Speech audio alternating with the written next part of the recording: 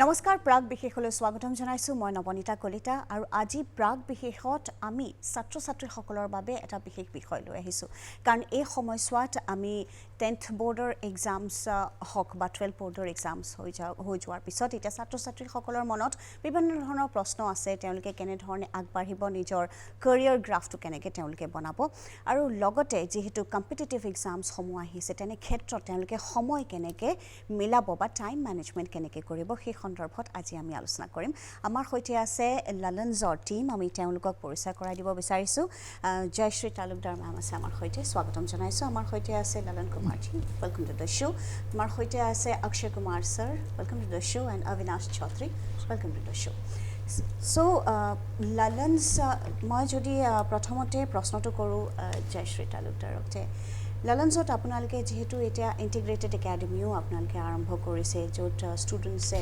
Normal ক্লাছেছৰ লগত তেওঁলোকে coaching একেলগে কৰিব পাৰে গতিকে they get a homely environment দেৰ ৱেৰ দে কেন study both courses together and prepare for their competitive exams so why is it different from others কিয় ইমান কোচিং ক্লাছেছ আছে গুৱাহাটীত তাতকৈ বেলেগ বা পৃথক কিয় হয় ধন্যবাদ প্ৰশ্নটিৰ বাবে মই যদি পৃথকতাৰ কথা ক'বলৈ যাওঁ LCC বা LR কথা ক'বলৈ যাওঁ মই ভাবোঁ যে যিকোনো শিক্ষা অনুষ্ঠান এটাত শিক্ষক আৰু শিক্ষাৰ্থীৰ মাজত যিটো সম্বন্ধ ন টিচাৰ আৰু ষ্টুডেণ্টছৰ ৰিলেশ্যনশ্বিপ সেইটো বহুত মেটাৰ কৰে আমি যদি চাবলৈ যাওঁ চবতে শিক্ষক আছে সকলো অনুষ্ঠানতে আমি শিক্ষাৰ্থী পামেই কিন্তু সেই বণ্ডিংটো বহুত মেটাৰ কৰে আৰু মই ভাবোঁ যে in terms of teacher student relationship LCC LI হয়তো অন্যতকৈ অলপ গুণে হ'লেও পৃথক হয় আৰু ছেকেণ্ডলি যদি চাওঁ মই আমাৰ যিটো টিচাৰ আৰু ষ্টুডেণ্ট ৰেচিঅ' আমি এনেকুৱা নকৰোঁ যে এটা ক্লাছৰুমত 100টা ষ্টুডেণ্ট আৰু এগেইনষ্টত এজন টিচাৰ আছে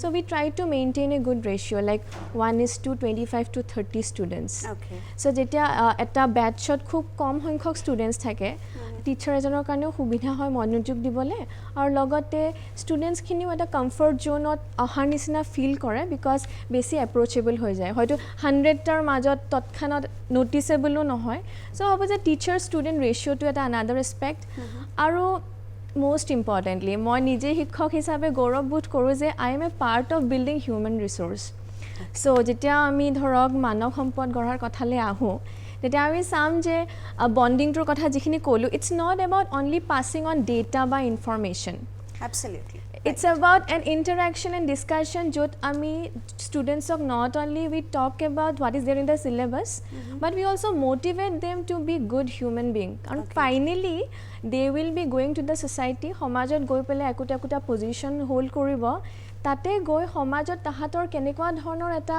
আউটকাম থাকিব ন চ' মই ভাবোঁ যে ইটছ এ হোলচাম পেকেজ ইউ কেন চে LCC and LI য'ত অকল শিক্ষাদানে মূল লক্ষ্য নহয় আমি বিচাৰোঁ যে আমি সমাজখনক যেন ভাল মানৱ সম্পদ গঢ়ি দিবলৈ সক্ষম হওঁ মই লগতে এটা বস্তু এড কৰিব বিচাৰিম আৰু আমাৰ ষ্টুডেণ্টছখিনিৰ লগত যিহেতু এটা ভাল বণ্ডিং আছে এপ্ৰ'চেবল হয় খুব আমি ডাউট ক্লিয়াৰিং ছেশ্যনছ ৰাখোঁ আৰু মই ক'বলৈ খুব প্ৰাউড ফিল কৰোঁ যে আমাৰ ইয়াত যিমানখিনি শিক্ষক আছে উই আৰ লাইক এভেইলেবল 24/7 মানে হোৱাটছএপত কিবা এটা ডাউট থাকিলে দে কেন আস্ক আছ আমি হয়তো কেতিয়াবা বিজি থাকিব পাৰোঁ তাৎক্ষণিক আমি ৰিপ্লাই এটা দিব নোৱাৰিব পাৰোঁ কিন্তু আমি এইখিনি মেক চিয়'ৰ কৰোঁ যে আমি প্ৰশ্ন এটা আহিলে তাৰ উত্তৰটো আমি দিওঁ থেংক ইউ খুব সুন্দৰভাৱে এই কথাখিনি আপুনি ক'লে so I'd like to ask Lalan Kumar ji why time management is very important for students time management is very important because देखिए अभी स्टूडेंट्स के पास चाहे किसी चीज़ का एग्ज़ाम दे रहे हो 10th का दे रहे हो 12th का दे रहे हो JEE का एग्ज़ाम आ रहा है नीट का एग्ज़ाम आ रहा है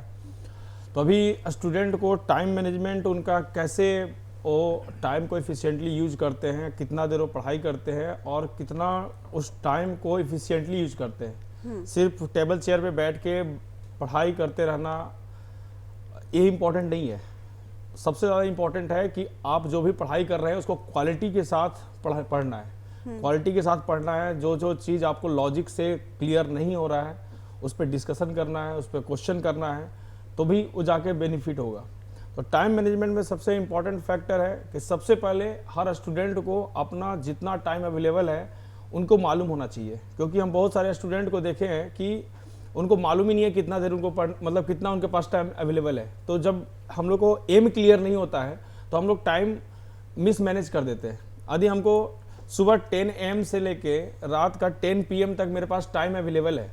तो हम स्टूडेंट है तो हमको ऐसे करना चाहिए कि ये पूरा का पूरा टाइम मेरा है, no one can steal from मी।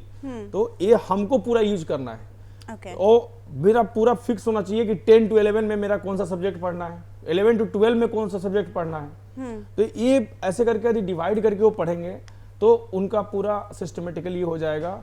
और लास्ट पॉइंट हम टाइम मैनेजमेंट के बारे में यही बोलेंगे कि JEE और नीट का एग्ज़ाम इस स्टेज पे इतना इम्पोर्टेंट है कि आप इसको यदि आप सोच रहे हैं कि आप दुनिया का सारा काम करते हुए आप इसमें क्वालिफाई कर जाएंगे तो ये गलत आप सोच रहे हैं। अच्छा। आपको पूरा जैसे आपका जितना भी टाइम अवेलेबल है, आप कहीं कोचिंग करते हैं, कहीं पे स्कूलिंग करते हैं, तो उसके बाद जितना भी टाइम आपका अवेलेबल है वो पूरा टाइम आपको पढ़ना ही पड़ेगा, क्योंकि इतना ज़्यादा कंपटीशन है कि हर सेकेंड एक स्टूडेंट पीछे जा रहा है। एब्सोल्युटली।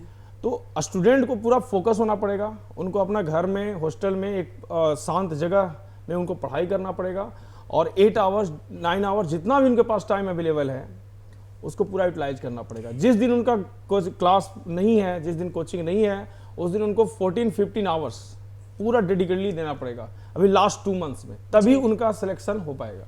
ये डेडिकेटेड स्टडी बहुत ज़रूरी होता है स्टूडेंट्स के बस्तु लिए। मैं यार एड कर दिम सारेও কব যে এভরিডে তিনিটা সাবজেক্ট যদি পিসিবি মানে নিটৰ কাৰণে পিসিবি লাগে বা ইঞ্জিনিয়াৰিং কাৰণে পিসিএম এনেকুৱা হ'ব নালাগে যে মই একেটা সাবজেক্টে ডেইলি পঢ়ি আছো।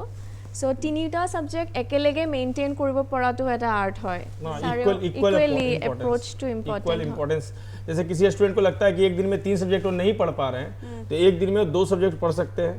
जैसे नीट का PCB होता है, फिजिक्स केमिस्ट्री बायोलॉजी होता है, JEE का फिजिक्स केमिस्ट्री मैथ होता है। तो एक दिन में स्टूडेंट 2 सब्जेक्ट बहुत अच्छे से पढ़ सकता है, थॉरोली पढ़ सकता है, लेकिन उसको पूरा टाइम देना पड़ेगा। ये जो नेशनल एंट्रेंस एग्जाम है, ये ऐसा एग्जाम नहीं है कि कोई ऊपर से पढ़ के वो क्वालिफाई कर जाएगा। ये तो सपना भूल ही जाइए, मतलब ऐसा नहीं हो सकता है।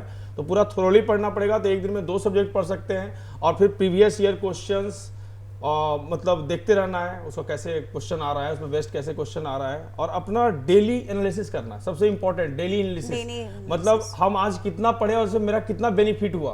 हम वहीं पे रुके हुए हैं कि थोड़ा सा ऊपर गए। ये एनालिसिस यदि नहीं होगा तो स्टूडेंट मतलब स्टैटिक हो जाएगा, उसमें चेंज नहीं हो पाएगा।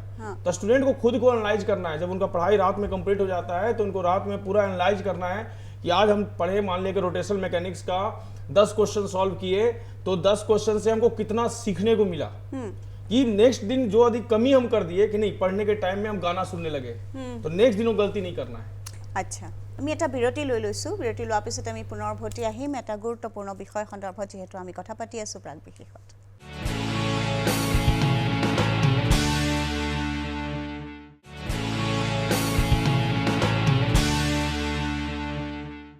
বিৰতিৰ পিছত স্বাগতম জনাইছোঁ। আপোনালোকে চাই আছে প্ৰাক বিশেষ আৰু বিভিন্ন ধৰণৰ কম্পিটিটিভ এক্সামছ যিহেতু সমাগত, তেনে ক্ষেত্ৰত সময় কেনেকৈ মিলাব বা টাইম মেনেজমেণ্ট কেনেকৈ কৰিব সেই সন্দৰ্ভত আজি আমি ললনজৰ টীমৰ সৈতে কথা পাতি আছোঁ। খুব সুন্দৰভাৱে তেওঁলোকে বিষয়সমূহ উপস্থাপন কৰিছে আৰু ছাত্ৰ ছাত্ৰীসকলৰ বাবে দৰাচলতে নিজৰ গ'ল বা নিজৰ লক্ষ্য স্থিৰ কৰি ৰখাটোৰ প্ৰয়োজনীয়তা আছে। যেতিয়া লক্ষ্য স্থিৰ থাকিব তেতিয়া নিশ্চিতভাৱে আপুনি নিজৰ বাবে সময় কেনেকৈ ওলাব, কেনেকৈ মিলাব, কেনেধৰণে পঢ়িব, কি পঢ়িব, কেতিয়া পঢ়িব, সকলোখিনি আপুনি নিজাববীয়াকৈ ওলাব পাৰিব। ফিজিক্স এনেকুৱা এটা ছাবজেক্ট আমি দেখিছোঁ বিভিন্ন সময়ছোৱাতে। Physics is a very scary subject for students and may be बहुतों के ड्रीम में मॉन्स्टर होके फिजिक्स आता होगा, ऑल द मैथमेटिकल कैलकुलेशंस हो या कुछ भी हो। तो I'd like to ask Akshay Kumar sir कि फिजिक्स स्कैरी सब्जेक्ट हो जाता है स्टूडेंट्स के लिए, तो ऐसे में किस तरीके से प्रिपरेशन करे एक स्टूडेंट जो है, उसको फिजिक्स का कॉम्बिनेशन PCB भी होता है, PCM में भी, दोनों में रहता है, तो फिर ये कंपलसरी सब्जेक्ट है, तो how the student should prepare? Generally जो है जैसे हम लोग क्लास में पढ़ाते हैं तो हम लोग के क्लास में मेडिकल के भी स्टूडेंट्स होते हैं, फिजिक्स में तो कॉमन होता है, मैथ्स के स्टूडेंट्स भी होते हैं जी। तो जनरली ये देखने में आता है कि जो मैथ्स बैकग्राउंड के स्टूडेंट हैं उनका परफॉर्मेंस बेटर होता है फिजिक्स के अंदर। तो जहाँ तक हम लोगों का एक्सपीरियंस है, अगर आपका मैथ्स वीक है तो आपको फिजिक्स में भी प्रॉब्लम आएगा, क्योंकि मैथ्स का बहुत ज़्यादा एप्लीकेशन है फिजिक्स के अंदर। तो मेरा एडवाइस क्या होगा बच्चों को कि आप जब क्लास 10 में होते हैं तो 10 में आप एडवांस मैथमेटिक्स रखिए, उसको बढ़िया से पढ़िए आप, मतलब एक कोई ट्यूशन भी ले सकते हैं उसके लिए, उस पर ध्यान दीजिए। और एक बार क्लास 10 पास करके जब आप 11 और 12 के अंदर जाते हैं तो एक बेसिक मैथमेटिक्स का क्लास कीजिए आप बोर्ड लेवल। उससे क्या होगा कि आपका कॉन्फिडेंस भी आएगा मैथ्स के अंदर, और बहुत सारा मैथ्स का जो एप्लीकेशन है, मैथमेटिकल फिजिक्स हम लोग भी पढ़ाते हैं स्टार्टिंग के, बहुत मतलब स्टार्टिंग में ही पढ़ाते हैं, सबको पढ़ाते हैं वो। लेकिन एक 2 साल का कोर्स अगर कर लेने से मैथ्स का काफ़ी हेल्प मिलेगा बच्चों को। अच्छा, दूसरा चीज़ क्या है कि नीट के बच्चों को ही बेसिकली सबसे ज़्यादा प्रॉब्लम आता है फिजिक्स वाला। तो उनके स्कूल में ही शुरू से ही उनके दिमाग में ये फीड कर दिया जाता है कि आप फिजिक्स में 100 नंबर भी ले आएँ और बाकी केमिस्ट्री और बायोलॉजी में अच्छा स्कोर कर लो तो आपका 550 प्लस या 600 प्लस आपका स्कोर आ जाएगा। तो एक बार ये माइंडसेट में अगर चला गया तो वो बच्चा ऑटोमेटिकली क्या करेगा, फिजिक्स से भागेगा, थोड़ा फिजिक्स में थोड़ा कम टाइम इन्वेस्ट करेगा। तो ये भी एक रीज़न होता है। लेकिन मेन जो रीज़न है, जहाँ तक हमारा एक्सपीरियंस है, जो हम लोगों को लगता है वो मैथ्स का है। अच्छा, तो सारे स्टूडेंट्स को जो भी हैं, बायोलॉजी बैकग्राउंड भी हो, तो एक आपको बेसिक मैथ का कोर्स एक 11-12 में फाउंडेशन टाइप का कर लेना चाहिए। No there is certain subjects, जैसे हम लोग देखते हैं एग्जाम्स के लिए, कॉम्पिटिटिव एग्जाम्स में, do we have various chapters which are necessary but still there has to be certain strategy की सिलेक्शन। जैसे फिजिक्स ही है, हाँ, तो अगर आपका फिजिक्स वीक है तो एक दिन में तो अच्छा नहीं हो जाएगा। हाँ, आपको ओवर टाइम इसके लिए थोड़ा सा वर्कआउट करना पड़ेगा। आपके जो भी गाइड हैं, मेंटर्स हैं, उनसे भी सजेशन लेना पड़ेगा। अब सही गाइड और सही मेंटर मिलना भी बहुत डिफिकल्ट काम है आज के ट्रू, टाइम्स में। That is true. तो जैसे हम ही लोग का स्टूडेंट है, क्लास 9 से पढ़ रहा है हम लोग के यहाँ, आरोहन हजारिका उसका नाम है। Last year also, this year also he qualified IOQP and IOQC and he state rank 1 state rank 1। और मतलब only single student in whole of Assam qualified in IOQP and IOQC. Okay. And that student belongs to us. अब उस student में क्या चीज़ है जो हम लोगों ने देखा उसके अंदर, वो स्टूडेंट कुछ भी अपने से नहीं कर पाता है। अगर आप उसको पढ़ाएंगे नहीं तो वो अपने से नहीं पढ़ पाएगा। ऐसा क्यों? मैक्सिमम स्टूडेंट्स के साथ ऐसा है। हाँ, तो अगर सही गाइडेंस मिलेगा, सही मेंटरशिप मिलेगा, तो मेरा ये मानना है कि कोई भी अच्छा कर सकता है। इसलिए मैंने कहा कि सही गाइडेंस हमेशा ज़रूरी होता है, बहुत ज़रूरी होता है। अदरवाइज स्टूडेंट्स आजकल specially there is so many options के स्टूडेंट्स खुद भी अब एक भटक बार जाते रिजल्ट हैं। आता है बच्चों का, हाँ, तो लोग तो रिजल्ट देख के अट्रैक्ट होते हैं। उनको Absolutely. लगता है कि बहुत ब्रिलियंट बच्चा है ये। ऐसा कोई नहीं, कुछ नहीं होता है। स्टूडेंट कोई ब्रिलियंट नहीं होता है, उनको तैयार किया जाता है सही मेंटरशिप के अंदर।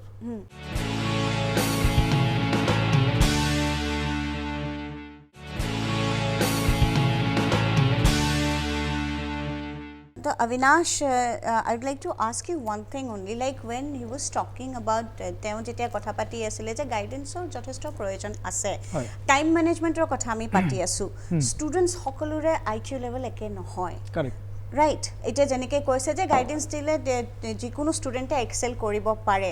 চ' for a student like if I am having a good IQ, maybe somebody who's with me, that student might not have the same IQ level, but they are competing for this, they are studying Same for the exam. same exam. Correct. So how, you know, hey strategy to কেনেকৈ বনাব? How do you prepare that student? চ' এই প্ৰব্লেমটো যিটো basically obviously মই যদি নীটৰ এক্সাম্পলে দিওঁ, almost 40-45,000 MBBS seats বা এইখিনি নৰ্মেলখিনি থাকিব, এণ্ড অভাৰঅল এক্সাম দিয়ে 17 লাখ 18 লাখ ষ্টুডেণ্টছে। অবভিয়াছলি 17 লাখ 18 লাখ ষ্টুডেণ্টৰ যিটো ব্ৰেইন মানে কেপাচিটি হ'ব, যিটো পঢ়াৰ কেপাচিটি, সেইটো সমান নহ'ব। ছেইম আমাৰ CBSE এক্সামৰ কাৰণে হওক বা আমাৰ যিটো ষ্টেট বৰ্ডৰ এক্সাম, চেবাৰ হওক, HCC এক্সামবিলাকতো সেইখিনি এক্সামত যিসকল ষ্টুডেণ্টে আজি দি আছে, CBSE এক্সাম, চেবা এক্সাম হৈ গ'ল, CBSE এক্সাম ক্লাছ 10 আৰু 12ৰ কাৰণে যিসকলে দি আছে, পোনপ্ৰথমে তেওঁলোকলৈ মই শুভেচ্ছা জনালোঁ, এক্সাম ভালকৈ দিয়ক, ভাল হওক। তেওঁলোকেও যেতিয়া দি আছে, তেওঁলোকে এখন গোটেই ৰাজ্যখনৰ ভিতৰত এক্সামটো দি আছে বা গোটেই ইণ্ডিয়াৰ ভিতৰত দি আছে এক্সামটো। তেওঁলোকৰ পাৰ্চেণ্টেজটো, তেওঁলোকৰ যিটো কম্পিটিশ্যন লেভেল হ'ব, এতিয়া যদি আমি ষ্টেট বৰ্ডৰ কথা কওঁ, টপ 10 বা টপ 20 পজিশ্যন যিটো দিয়া যায়, সেইটো পজিশ্যনটো গোটেইখিনি ষ্টেটৰ লেভেলত হ'ব। ছেইম নীটৰ কাৰণে এতিয়া অল অভাৰ ইণ্ডিয়া বা JEEৰ কাৰণে অল অভাৰ ইণ্ডিয়াৰ ষ্টুডেণ্টৰ লগত কম্পিট হ'ব। তাত এটা ডিফাৰেঞ্চ এটা আহি যায়, যিটো আমাৰ মেইন টপিক আছিলে আজি, time management. Right. Same percentage, I am just giving a very simple example. ধৰি লওক ছেইম কেপেবিলিটি এজন ষ্টুডেণ্ট 90% তেওঁ 10th পাইছিলে, আৰু এজন ষ্টুডেণ্টেও 90% পাইছিলে। পঢ়াৰ জোৰো একে, গোটেইখিনি ইণ্টাৰেষ্টটো একেই, ছাবজেক্টটো একে, তেওঁলোকে ধৰক যিকোনো এটা এক্সামৰ কাৰণে প্ৰিপেয়াৰ কৰিছে।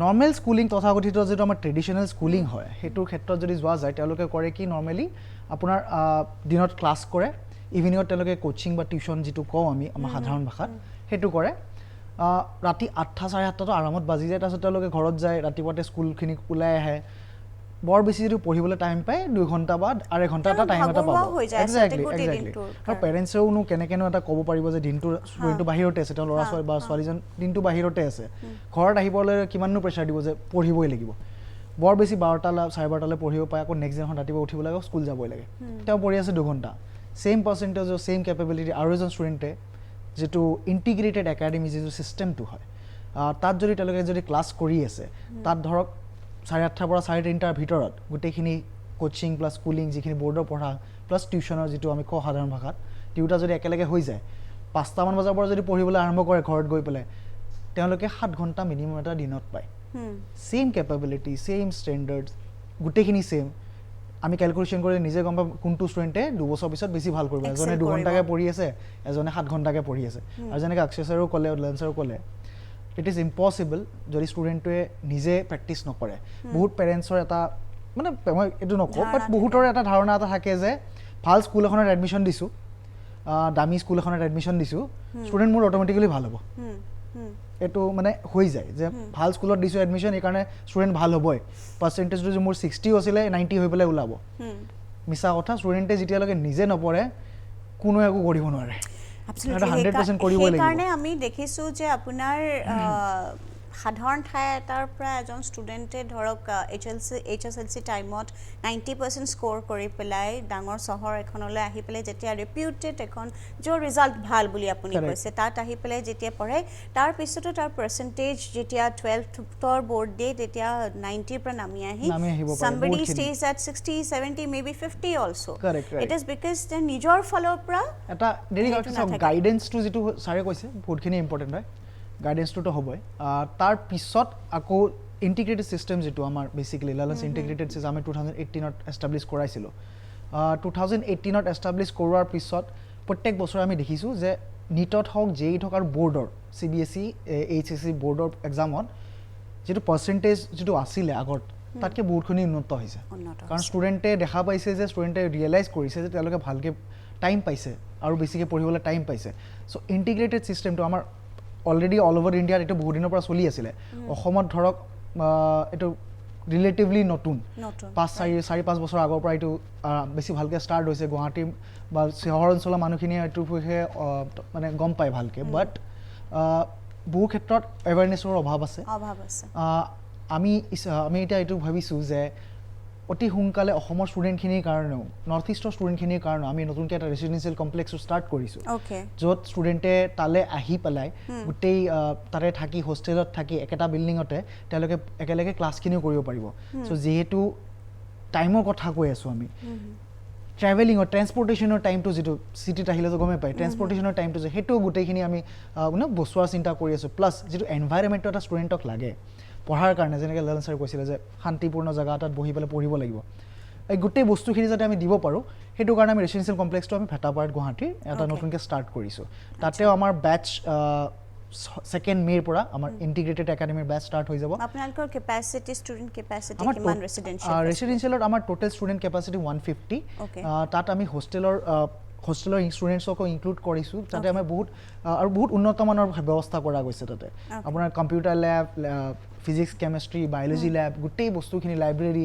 গোটেইখিনি বস্তুখিনি সুবিধাখিনি ষ্টুডেণ্টক দিয়া যাব it's a very nice system যাতে ষ্টুডেণ্টৰ এটা লক্ষ্য এটাই যে ষ্টুডেণ্টে যেতিয়া পঢ়িব খোজে নহয় পেৰেণ্টছ হওক স্কুল হওক যিকোনো এটা এণ্টাইটিৰ এটাই ৰেছপনচিবিলিটি থাকে ষ্টুডেণ্টে যাতে সুবিধাখিনি পায় আৰু আমি সদায় এইটোৱে ট্ৰাই কৰোঁ যে ষ্টুডেণ্টে 100% সুবিধা পায় আৰু তাৰ ক্ষেত্ৰত যাতে কোনো ধৰণৰ অসুবিধা হ'ব নালাগে আৰু এটা বিৰতি লৈ লৈছোঁ বিৰতিৰ পিছত আমি পুনৰ এই সন্দৰ্ভত কথা পাতিম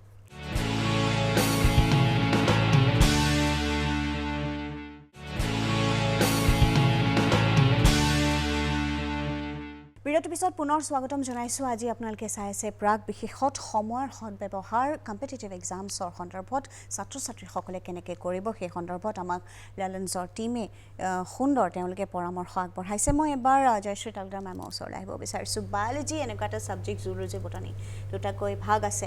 বায়'লজি ছাত্ৰ ছাত্ৰীসকলে ভাবে যে আমি মুখস্থ কৰি ল'লে হ'ল, they can just mug up to think মুখস্থ কৰিলে আৰু যি যেনেকৈ হয় এটা প্ৰশ্নৰ আমি লিখিব পাৰিম উত্তৰ। Is it so' like? নাই, মই এইটো কথা সদায় আগতেও মই বহুবাৰ কৈছোঁ যে biology is not a subject of mugging up. Actually কোনো ছাবজেক্টে মাগিং আপৰ কেটেগৰীত নপৰে। আমি বস্তু এটাৰ বেচিক্স বা কনচেপ্ট যেতিয়ালৈকে নাজানো আমি ওপৰা ওপৰিকৈ মুখস্থ কৰিব পাৰিম হয়তো, but that will be very very temporary. আৰু সদায় মই কওঁ যে ফিজিক্স হওক কেমেষ্ট্ৰি হওক মনত চবতে ৰাখিব লাগিব। Same in case of biology, but the difference is that যেতিয়া আমি বুজি নোপোৱাকৈ চিম্পলি মুখস্থ কৰোঁ তাৰ যিটো আউটকাম হ'ব আৰু বুজি পাই পেলাই মনত ৰাখিবলৈ চেষ্টা কৰোঁ তাৰ আউটকামটো অবভিয়াছলি বহুত ডিফাৰেণ্ট হ'ব। আৰু লগতে যদি চাওঁ মই বায়'লজিত চেপ্টাৰ্ছবিলাক খুব ৰিলেটেড হয়, এটাৰ পিছত এটা লিংকড হয়। মই কওঁ যে নভেলৰ নিচিনাকৈ পঢ়িব লাগে, যেনেকৈ আমি গান এটা মুখস্থ কৰোঁ ন, ভাল গান এটা আমি যেতিয়া তেতিয়া আওৰাব পাৰোঁ, সময়তে হৈ যায় ন। চিম্পলি ইণ্টাৰেষ্টিং বনাই যদি পঢ়োঁ আৰু ৰিলেট কৰি পঢ়িব লাগে। বায়'লজি মই বটনীৰ কথাই কওঁ, আমি ডে টু ডে লাইফত সদায় বায়'লজিকেল বস্তু খায়ে আছোঁ ন, ৰাতিপুৱা ব্ৰেকফাষ্টৰ পৰা ৰাতি ডিনাৰলৈকে। So' if you can relate things and study it will be so' fruitful. আৰু biology is such an important and interesting subject, সেইটো নিজেও কৰিব পৰা যায়। So it's never a subject of mugging up, it's about building concept. Absolutely. So it is when you say that, relating the topic that take a chapter janeke diya hoy. I have seen many teachers actually do that. That pratham chapter to porha pisot teo hothat that person skips to another chapter. Yeah. So is there he jito chain ba relation to break hoy na jay ne tenka? Obviously যায়, সেইকাৰণে আমি কেতিয়াবা কি কৰোঁ, কেতিয়াবা হয়তো ছিকুৱেঞ্চটো এনেকুৱাকৈ কিতাপত বেলেগকৈ থাকিব পাৰে, আমি গম পাইছোঁ যে এইটোৰ লগত হয়তো 1ৰ লগত চেপ্টাৰ নম্বৰ 3 বেছি ৰিলেটেড আছে। So' I skip to that rather than maintaining that sequence.